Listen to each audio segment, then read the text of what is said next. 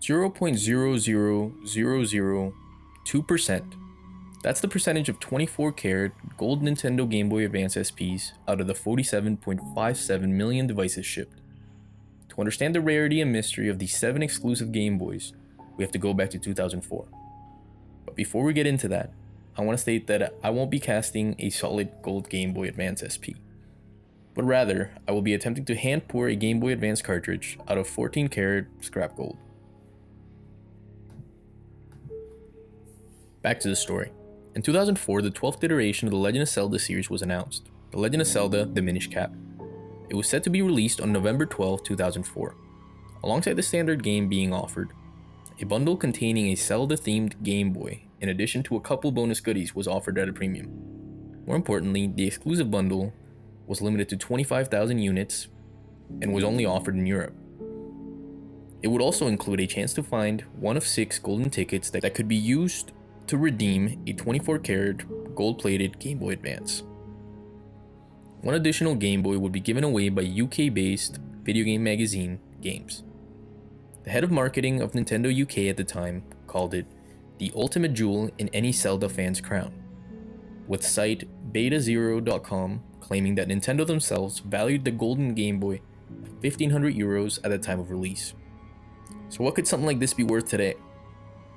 Well, if we were to compare it to Game Boys sold in the market that are also deemed rare by the community, we can guess that one in mint condition would be priced upwards of $20,000.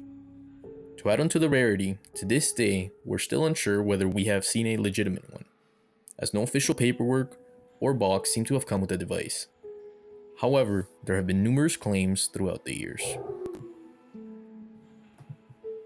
In April 2010, a user by the name of Lintic posted in Spanish forum elotrolado.net regarding a recent purchase he made of roughly 65 euros for what he believed could possibly be the legendary 24 karat gold-plated Game Boy Advance SP.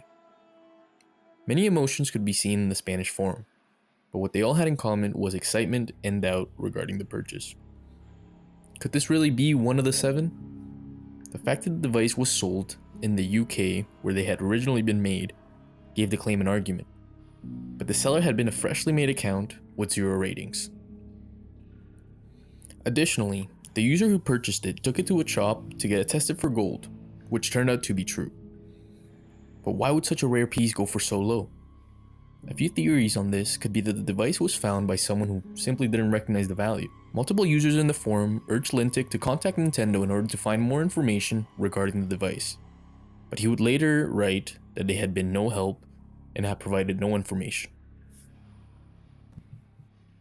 In June 2019, another user would upload a video to YouTube titled 24 karat gold Game Boy Advance, showcasing a gold Game Boy being fully functional. The user would post 3 videos of the device and stop posting altogether shortly after.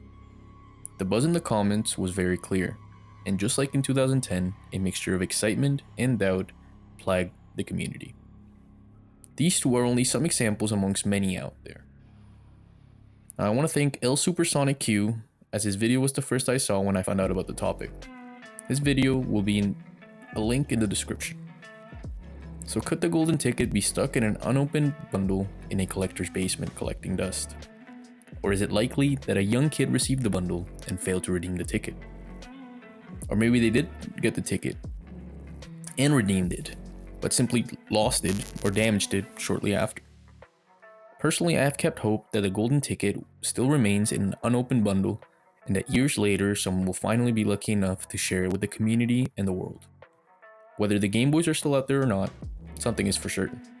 The legend of the gold Game Boys will forever be a contested topic amongst enthusiasts.